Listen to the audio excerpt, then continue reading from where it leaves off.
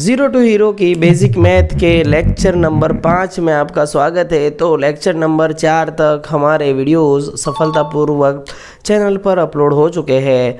तो अब हम लोग जो करने जा रहे हैं लेक्चर नंबर 5, उसके हमारे मेन जो हॉट टॉपिक्स है वो है divide by zero and divide by zero 10,000 dot dot dot dot so on and उसके बाद है फ्रैक्शन पी बाई क्यू यानी भिन्न। यानी ये जो टॉपिक है, ये जो मुद्दे हैं वो बहुत अच्छे मुद्दे में से एक मुद्दे है। यानी डिवाइड के बाद हमको जो समझने चाहिए थे वो हम इसमें समझेंगे। चलिए तो शुरू करते हैं। सबसे पहला हमारा मुद्दा रहेगा डिवाइड बाय ज़ीरो। स्टूडेंट कौन सा रहेगा? Divide by zero. अच्छा, डिवाइड बाय ज़ीरो में हम क्या करेंगे? जैसे कि मैंने यहाँ पे एक नंबर लिख दिया, कोई आपको ऐसा बोल देता है कि भाई ये ऊपर 20 है और बाय ज़ीरो है, तो इसका आंसर क्या होगा? ये ऊपर 1 है तो बाय में इधर डिवाइड बाय ज़ीरो क्या होगा? अच्छा, यहाँ पे मान लीजिए कोई और नंबर है 267 और डिवाइड बाय ज़ीरो, तो आंसर क्या होगा? ठीक है, तो इस तरीके के क्वेश्चन अगर आपको कोई पूछे तो उसको आपको सिर्फ इतना ही बोल देना है कि किसी भी नंबर का डिवाइड जब हम जीरो से करेंगे, किससे? जीरो से करेंगे, तो उसका कोई भी आंसर नहीं हो सकता। यानी ये अपरिभाषित हो जाएगा। ठीक है, ये डेफिनाइट नहीं है, इसकी कोई परिभाषा नहीं है, यानी इसकी कोई डेफिनेशन नहीं है कि आप किसी भी नंबर को जीरो से डिवाइड करोगे तो इसका डेफिनेशन या इसका आंसर क्या होगा। तो जनरली लोग क्या लिख देते हैं? इनफाइनाइट। क्या लिख देते हैं? इनफाइनाइट, या इसको लिख देते हैं अनंत। क्या लिख देते हैं? इनफाइनाइट, या लिख देते हैं अनंत। या आप ऐसे भी लिख सकते हो अपरिभाषित। क्या लिख सकते हैं? अपरिभाषित। यानी अभी तक कोई भी ये नहीं बता सका है, इसको कोई परिभाषा ही नहीं है कि किसी भी नंबर को आप जीरो से डिवाइड दोगे तो आंसर क्या होगा। ठीक है स्टूडेंट, समझ में आ गया? कोई भी नंबर हो एक्स वाई जेड, वो छोटा हो सकता है या बड़ा भी हो सकता है, लेकिन आप जीरो से डिवाइड दोगे तो आंसर क्या होगा, इसका कहीं भी आज तक डिसीजन नहीं हो सका है। ठीक है, चलिए तो ये वाला मुद्दा हमारा शॉर्टकट में ख़त्म हो गया। यानी छोटा सा है लेकिन कई बार ये भी आपको परेशान कर देता है। अब उसके बाद हम क्या, कोई भी नंबर जैसे यहाँ पे लिखा है 26, अब डिवाइड देना आपको 10 का, या फिर एक दूसरा मैं यहाँ पे क्वेश्चन लिख देता हूँ 7 8 डिवाइड बाय 100 कर देते हैं, या कोई थर्ड क्वेश्चन एक और लिख देता हूँ जैसे कि 9 6 डिवाइड बाय 10। तो भाई साहब इस तरीके के जब क्वेश्चन आता है, यानी बटे में या अपॉन में आप जो नंबर देखोगे वो 1 हो और साथ में एक जीरो हो या 2 जीरो हो या 3 जीरो भी हो सकते हैं या 4 जीरो भी हो सकते हैं, तो इसमें क्या हम अलग से डिवाइड करने बैठेंगे? नहीं, ये एक छोटी सी ट्रिक जैसा हो जाता है। जैसे कि आपको सबसे पहले क्या देखना है कि ये एक के बाद कितने नंबर के ज़ीरोज़ है। ठीक है, मतलब एक के बाद कितने ज़ीरो आपको पहले गिनना है। ये 1 के बाद कितने ज़ीरो है? 1 और 2, कितने ज़ीरो यहाँ पर? 2 ज़ीरो। इधर कितना है? 1 ज़ीरो। इधर भी कितना है? 1 ज़ीरो। तो इसका आंसर क्या होगा स्टूडेंट? आपको इसका आंसर कैसे लिखना है? जैसे 26 मैंने लिखा है तो मैंने यहाँ पे 26 एज इट इज़ वैसे लिख दिया। तो ये 1 ज़ीरो है ना, तो पीछे से ये जो नंबर है ना, पीछे से एक नंबर के बाद पॉइंट लगा देना। कितने नंबर के बाद? एक नंबर। पीछे से कितने नंबर के बाद? एक नंबर के बाद मैंने लगा दिया पॉइंट। जैसे ये 9 6 है और बटे में क्या है? 10 है, यानी अपॉन में कितना है? 10 है। तो आप इसका डिवाइड कैसे दोगे? तो 10 का इसमें भाग देना है। तो कैसे आएगा? जैसे 96 मैंने ऐसा कैसे लिख दिया, लेकिन पीछे से ये जो नंबर है ना, पीछे से कितने नंबर बाद आप पॉइंट लगाओगे? यानी यहाँ पे जितना जीरो है उतना, जैसे कि ये 1 ज़ीरो है, जैसे पीछे से गिन लो कितने नंबर बाद? 1 नंबर बाद। तो आंसर कितना हो जाएगा? 9.6। ये इसका आंसर हो जाएगा। अब इसका आप कैसे करोगे? तो 78 है तो मैंने ऐसा कैसा रख दिया 78। अब पीछे से गिन लो, देखो ये 1 ज़ीरो 2 ज़ीरो, पीछे से कितने नंबर बाद? 1 और 2, तो यहाँ पे आ जाएगा आपका पॉइंट। अब आप बोलोगे सर इसके आगे तो कोई नंबर ही नहीं है, तो कुछ नहीं, तो आप लगा दोगे 0। अब पहले कैलकुलेटर में ट्राई करके देख लो, 78 अपॉन 100 करोगे तो आंसर आपको ये दिखाया जाएगा। चलो इसके एक दो और एग्जाम्पल लेते हैं बढ़िया। जैसे कि मैंने यहाँ पे लिख दिया है 7 6 4 2 6 डिवाइड बाय 1000 1 2 3। भाई साहब अब इसमें आप क्या करोगे? अब आप इसमें करोगे कि जीरो गिनोगे, 1 2 3, कितने जीरो है? 3 जीरो है। तो आप आंसर में कैसे लिखोगे? पहले तो आप ये सेम लिखोगे 7 6 4 2 6। अब पीछे से गिन लो, यहाँ से लास्ट में से पीछे से कितने जीरो? 1 2 3 जीरो है ना, तो पीछे से 3 अंक के बाद पॉइंट लगा देना है, यानी दशमलव लगा देना है। 3 नंबर के बाद यानी 3 डिजिट के बाद आपको क्या लगा देना? पॉइंट। 3 डिजिट के बाद 1 2 और 3, कितने डिजिट के बाद? 3 डिजिट के बाद हमने यहाँ पर लगा दिया भाई साहब पॉइंट। तो ये हो जाएगा हमारा आंसर, यानी 76.426। अच्छा, एक रिमाइंड रखना, आप ध्यान में रखना बात कि पॉइंट के बाद वाले जो नंबर्स होते हैं मैथमेटिकली आप एक एक करके बोलोगे, एक साथ नहीं बोलोगे। जैसे ये कितना है 426, आप नहीं बोलोगे, आप इसको कितना बोलोगे 76.426 ऐसा आप बोल सकते हो, ठीक है।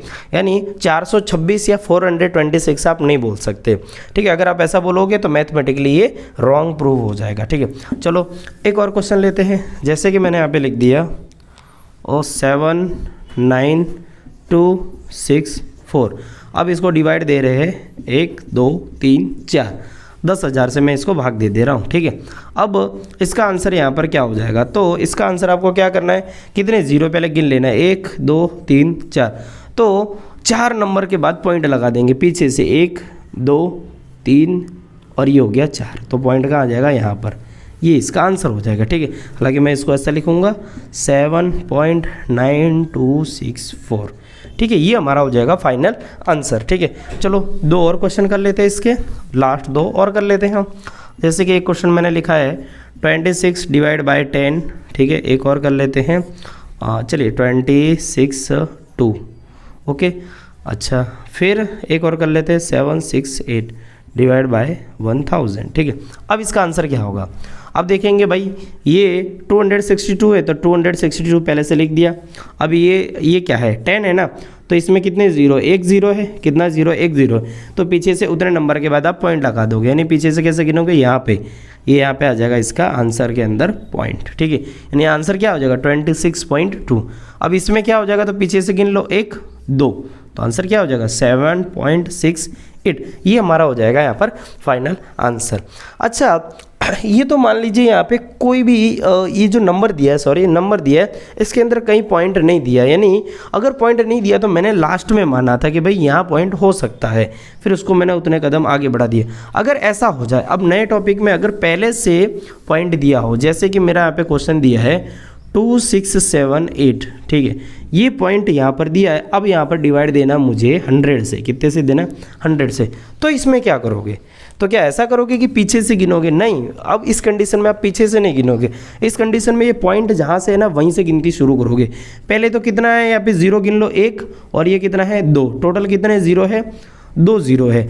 तो अब ये जो पॉइंट है, ये दशमलव है, इसको हम 2 कदम आगे ले आएंगे, कितने कदम 1 और 2, कितने कदम आ गया 2 कदम। तो आंसर कितना हो जाएगा इसका फाइनल आंसर भाई 2678। पहले पॉइंट यहाँ पे था, 2 कदम आ गया है 1 और 2, तो आंसर कितना हो जाएगा 2.678, ये हमारा हो जाएगा आंसर। समझ में आई बात है। यानी अब मान लीजिए ये तो 0 यहाँ पे था, तो हमने इसको कितने कदम आगे बढ़ाया 2 कदम, क्योंकि यहाँ पे 2 0 थे, कितने 0 थे 2 0 थे। अब लास्ट टाइम क्या था, जब नंबर नहीं दिया था तो हम लोग मान लेते थे कि लास्ट में 0 है। अभी जब सिंपल नंबर थे तो लास्ट में हम पीछे से गिन रहे थे। जैसे एक और क्वेश्चन दे रहे, एक और क्वेश्चन 2679। अच्छा, मान लीजिए यहाँ पे पॉइंट दिया है, यहाँ पर पहले से पॉइंट दिया है, और डिवाइड बाय मुझे करना है 1000। अब इसमें मुझे 1000 का डिवाइड करना है, यानी 1000 का भाग देना है। तो इस कंडीशन में आप क्या करोगे भाई, पहले तो आपको यही लिख देना है 2689। अब देखो कितने 0, 1 2 3, कितने 0 है 3 0 है, तो 3 0 है ना। अब ये पॉइंट 3 कदम आगे आएगा, कितने कदम आएगा भाई 3 कदम आगे आएगा। पॉइंट यहाँ पे था ना, 3 कदम आगे लाना। अब आप बोलोगे सर इधर तो नंबर ही नहीं है, जब उसको 3 कदम लाना है तो आप यहाँ पे 0 मान लो, 1 2 3, मैंने अंदाजे से यहाँ पे 0 लग दें।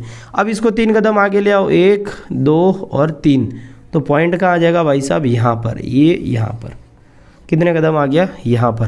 तो फाइनल आंसर क्या हो जाएगा 0.002689, ये भाई साहब हमारा हो जाएगा फाइनल आंसर। क्योंकि क्या होता है 7 8 9 और 10th में ऐसे कई बार क्वेश्चन आते हैं, जब आपको 10 से डिवाइड देना रहता है, 1000 से डिवाइड देना रहता है, तो स्टूडेंट कई बार कंफ्यूज हो जाते हैं कि हम कैसे पॉइंट लाए, कहाँ लाए, किस तरीके से लाए। तो उस कंफ्यूजन को दूर करने के लिए यहाँ पर ये टॉपिक चालू किया गया है, ठीक है। चलिए, तो अब इस टॉपिक का आप ले लेते हैं भाई साहब होमवर्क। क्या लेंगे होमवर्क, चलिए भाई लिखिए होमवर्क।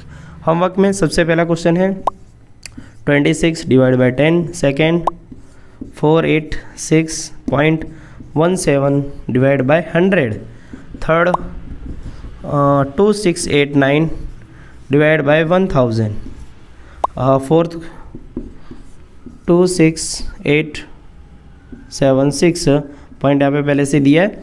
अब आप डिवाइड दोगे 10,000 से और लास्ट में लिख देता हूँ 0.26 आप डिवाइड दोगे 10 से। ठीक है, समझ में आई बातें? ठीक है, चलिए अब बढ़ते हैं अगले कदम की ओर। अब हमारा जो नेक्स्ट टॉपिक है वो ये है फ्रैक्शंस। क्या है? फ्रैक्शन। फ्रैक्शन यानी क्या होता है? फ्रैक्शन यानी होता है भिन्न। अब आपको पहले समझना है भिन्न चीज़ क्या होती है, भिन्न यानी फ्रैक्शन क्या होती है। जैसे कि मान लीजिए आपके पास स्टूडेंट बैठे जो 50 की संख्या में बैठे। अब जब 50 की संख्या में वो बैठे तो टीचर अगर ऐसा बोले कि आप में से 1/3 बच्चे वहाँ से खड़े हो जाओ, या 2/3 बच्चे, या 1/4 या 1/5 ऐसा बोल सकते हैं, 1/4 1/5। ठीक है, तो ये क्या होता है 1/4 1/5। जैसे कि मैंने एक बॉक्स बनाया, अब ये बॉक्स आप देखोगे, अब मैंने इसके कर दिए 4 बराबर हिस्से। ठीक है, अब मैंने एक को कर दिया कलर कर दिया, बराबर। आपसे अगर पूछा जाए कि भाई साहब ये बताओ कि ये बॉक्स के कितने भाग में कलर किया गया है, कितने भाग में कलर किया गया है, तो आप इसको कैसे लिखोगे? 1/4। आप बोलोगे सर 1/4 क्या होगा? हिंदी में इसको बोलेंगे 1/4। क्या बोलेंगे? 1/4। ठीक है, इंग्लिश में लिखेंगे 1/4।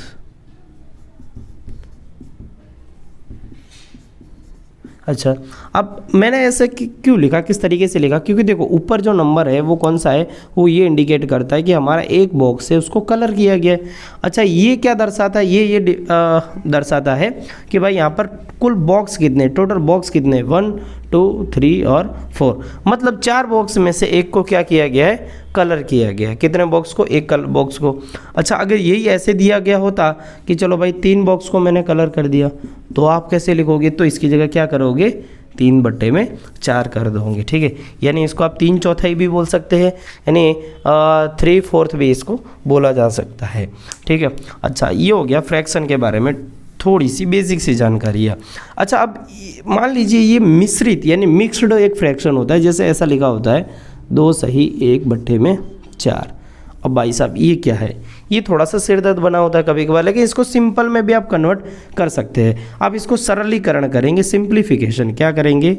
सरलीकरण, यानी सिंप्लीफिकेशन हम यहाँ पे करेंगे। भाई साहब इसका सरलीकरण कैसे करेंगे? सबसे पहले आपको क्या करना है, ये 4 का 2 से करेंगे मल्टीप्लाई और 1 को उसमें जोड़ देंगे, यानी 4 दूनी कितना होगा? 8।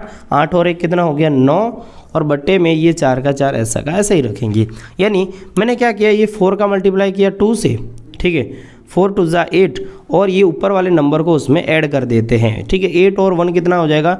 9 और अपॉन में इसको लिख देंगे 4। यानी ये था सिंप्लीफिकेशन। एक और सिंप्लीफिकेशन इसी टाइप का करते हैं, जैसे कि यहाँ पे दिया रहता है 3 2 और यहाँ पे मैंने कर दिया 3।